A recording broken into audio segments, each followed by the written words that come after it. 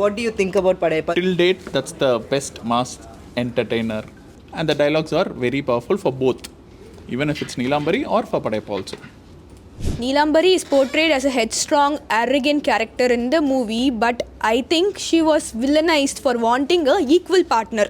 So if you take dialogues like this, it's proposing scene, right, where Neelambari says, "I want from my dogs to the man I marry, I want the best thing." What's wrong in wanting the best in everything? There's nothing wrong with that. So back then I was 3 or 4 years old when I was watching that movie, and I still remember that dialogue of Superstar.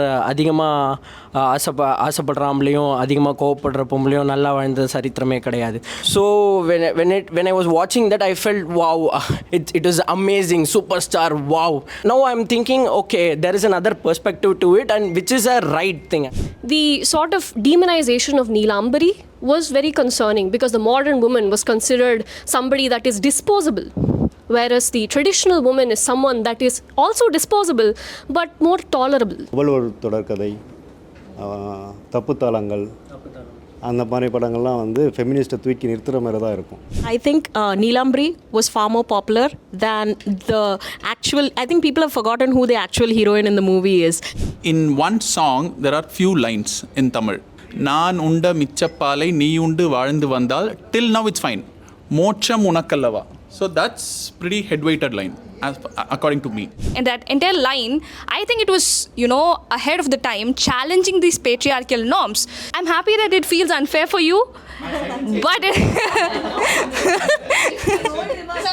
song was from a male perspective. None of this would even be in a discussion. It would be like a romantic song, a man's desires, but here again, a woman's choice is questioned. It's not 100% misogynistic or male chauvinistic, any kind of a movie. It's like, I would say 60-40. There are dialogues. Whose favor? Who's 60, who's 40? 60 definitely is misogynistic. How many marks would you give for this movie? Like 8 out of 10, or maybe even 9 out of 10. What for? Best villain and best no. Okay, hero. Best villain though. That was a newsroom sharing their views on Padayappa. It was an interesting conversation to have with a group ranging from 20-year-olds who were not even born when the film first released to colleagues in their 40s who vividly remember the mass moments and punch dialogues they watched in theaters back in 1999. Padayappa's back in theaters for Rajinikanth's birthday. And as our newsroom discussion showed, many still recall the film for the superstar's screen presence, its high voltage drama, and A.R. Rahman's music, of course. But for others, the film lands very differently today. Its dialogues, especially Adhigma Koba Padra Pomla Nalla Irundada Saritramilla, meaning a woman who gets too angry will not have a good life. And other dialogues that goes on to give a quote unquote definition of woman, which reflect a conservative idea of how a woman should behave. So these lines continue to enjoy a strong following, and the comment sections under such clips on social media show that many still admire these views, even as conversations about misogyny in cinema have grown louder. I'm joined by senior journalist Kavitha Muralidharan to talk more on this. Thank you for joining. Padayappa is returning to theaters at a time when its portrayal of women is being widely re-examined, especially by younger audiences who no longer excuse regressive gender politics. So, in that context, do you think this film's misogyny must be discussed now, despite its iconic status? Misogyny is something that we need to discuss every time it happens. I mean, it's like pervasive, it's everywhere, and we need to keep discussing it. I think we should have discussed it before Padayappa. I wouldn't say Padayappa is the first film to have this misogynist tendencies. It's always been there. So it should have been discussed before Padayappa, when Padayappa happened, and now when it's being re-released. I think it's a dialogue for all time. It needs to be discussed, debated, spoken about, and we need to constantly keep reminding people why films like Padayappa shouldn't have had that iconic status. And I am a Rajinikanth fan. I really like Rajinikanth's screen presence. I think he's a phenomenal actor before he kind of became the superstar. But to see Rajinikanth, from a film like Mullum Malarum to doing roles like this, I mean, he definitely has appeased his fan base. But as a fan of a different kind, I think we've lost a phenomenal actor in this transition. Rajinikanth's punch dialogues in Padayappa, especially those directed at women, were celebrated without question. Many Yeah. fans dismissed criticism of Padayappa by saying those were different times, suggesting that the film cannot be just judged by today's standards. How do you respond to the argument that Padayappa should be excused as a product of its era? See, I don't agree with that argument because misogyny is a product of every era. It's been a product of every era, and I think we need to kind of keep questioning it whenever to dismiss it, saying it a product of another era is again kind of pushing the entire thing under the sweeping it under the carpet and refusing to have any meaningful discussion on it. I think it's a very bad thing to do, especially on issues like this or like caste. We need to keep having more discussions, and you cannot brush these discussions saying no, it's not relevant for this. That's relevant. I mean, even when we speak about caste in Tamil cinema, people generally tend to ask, is there is no caste today? I mean, there is caste everywhere. We see all kinds of, caste oppression happening around us, in every form.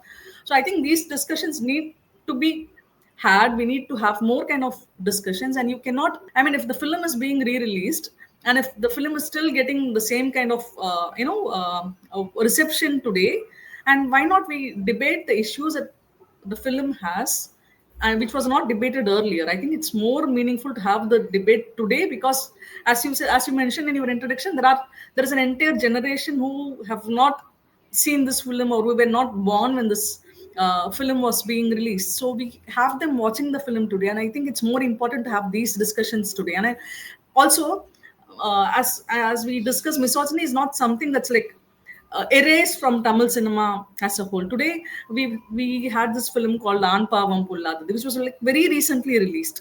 It's packaged differently. It's packaged according to the era. Misogyny is packaged in a according to the era. So I think we need to keep questioning it, keep asking why do you still keep doing these things, and what is the point in I mean, if a Rajinikanth film had to be re-released, I would say Muldum Malaram, I would say Johnny. I mean, there are phenomenal films of Rajinikanth that's really struck a chord with audiences at a different level. That's also showcased him as an actor, not just as a superstar or delivering punch dialogues or showing this masculinity, those kind of things. There have been films where he's exuded raw energy, where he's been this energetic person. So those films could have been re-released instead of a film like Padayappa, and I think Padayappa doesn't deserve the iconic status that's being bestowed on it today, simply for the fact that it kind of packages misogyny according to the era.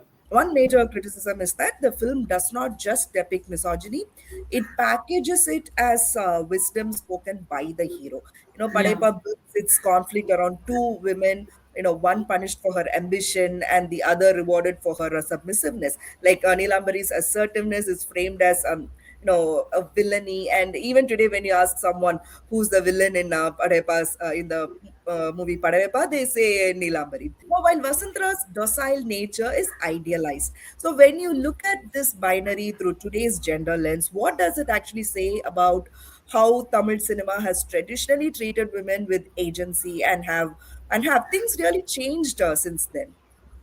See, it's always been the case with Tamil cinema. I don't know. The first film I remember seeing it could have happened even before that, but there is a Sivaji Ganesan's film called Arivali. I don't know if it's in 1950s or 1960s, but Sivaji pairing with Banamati. Banamati, we know, has a tremendous screen presence. She was a personality in her own accord, and she can hold the ground. But this film was like, it's like flipping the Taming of the Shrew drama of Shakespeare, where you come across an arrogant woman and you tame her. That, I think that's the entire idea of Tamil cinema for a long while they treat women. Yeah, in Padayappa, in Rajinikanth's own Mannan, you have Vijay Shanti, who's equally a very assertive character who runs her own business, but she's in the end she is like become a very docile housewife. That's a very sad thing to happen to someone like I don't remember the heroine's name, but Vijay Shanti's character, like from being a very assertive businesswoman to a housewife who's willing to do every core of every domestic core.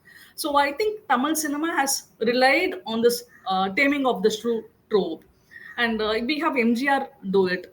MGR, several MGR's films. I remember the song from Vivasayi, which says "Ippadithaan irukka vendum pombala," And this, I think it's a film called Periyedappan, where Saroja Devi is again shown as a very arrogant woman, and MGR will he'll do lots of tricks to bring her around and to marry her, and then he'll like kind of disclose himself as a poor farmer. He'll play all kinds of roles to win Saroja Devi over as a very suave, modern person. And then after marriage, he'll come out as a come out as an illiterate, or a very what do I say, lay person, as a farmer basically. So there have been films kind of executing this trope throughout Tamil cinema. And I believe that actors who wanted to become superstars, they've kind of perfected this trope. They use this trope. They wouldn't also show one arrogant woman. There has to be a binary. They will have to show another woman as a submissive, as a mother character. And these heroes, they'll basically kind of humiliate an arrogant woman, and they'll deify the mother character or a sister character. So that's how I think actors aspire to become superstars. They wanted to humiliate women. They wanted to demean women who are strong on their own, and on the other side, they really didn't want to lose out on their women audiences also. They'll have another women character with whom they share a very warm relationship. So that's been the idea of Tamil cinema for long, till other directors or actors came in who wanted to kind of show women in a positive light, show their strength and courage in a very positive light. Uh, even this film that we had mentioned earlier, Anpavam Polladadu, is again falls into this category. You humiliate women, you kind of speak ill of a woman because she has strong political opinions. And that's a very bad thing to do. That doesn't set a good example. Yeah. And even in that movie, they would have shown her like she doesn't understand any ideologies properly. She's just doing it for Yeah. the optics of it. Exactly, yeah. That's the problem with these kind of movies. I mean, we don't question a man if he doesn't. I mean, I kind of agree that not everybody needs to be politically, literate or politically versatile and all, but we never question a man who does this. Every time a woman is being questioned, a woman is being humiliated, or made to feel worthless if she doesn't understand or agree with something. And I've not seen the film. I saw the trailer and I was like, I think even with the trailer, I've had enough. I don't want to see the film at all. But this kind of narrative is very harmful to the society, especially if you want to build a very equal and just society. Do you think films like this have an impact on normalizing regressive gender roles in real life? I certainly do. I see. I think Tamil cinema is like has a very cultural influence on a state like Tamil Nadu. We've had a very progressive Parasakti. 70 years later, Parasakti kind of resonates with us at a very different level.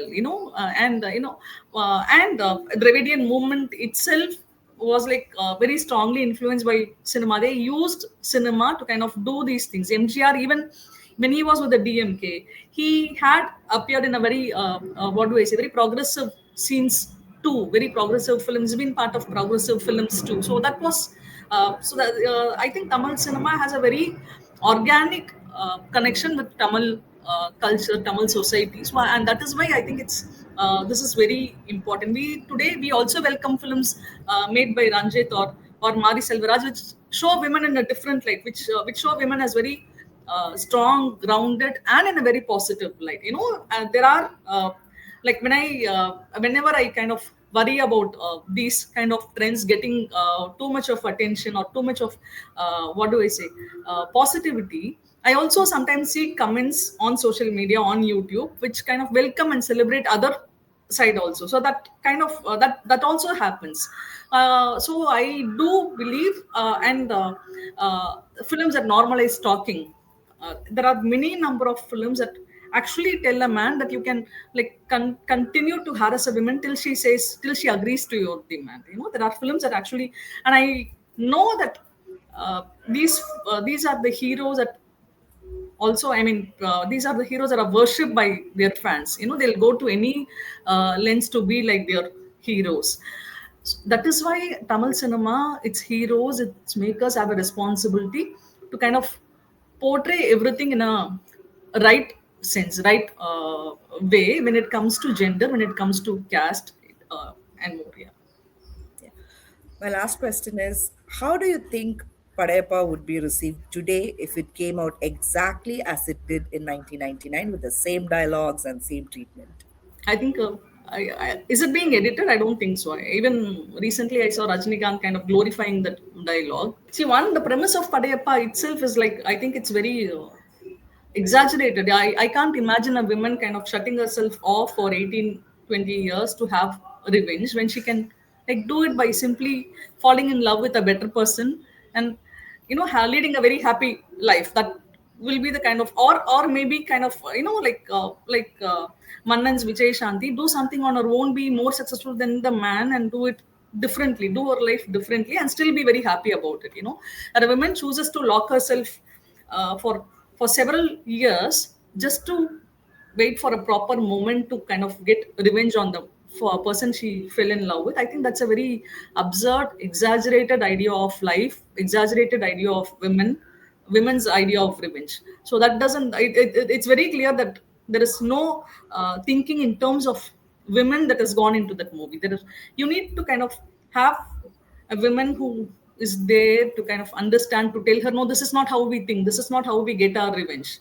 you know that does not, that kind of thinking has not got into that film. And I think definitely I will, just as I mentioned, I've seen on YouTube comments in support of some good effort. So I hope sense prevails, and I hope more people will. I don't expect the film to be completely rejected, but I hope there will be more questions asked about these kind of films.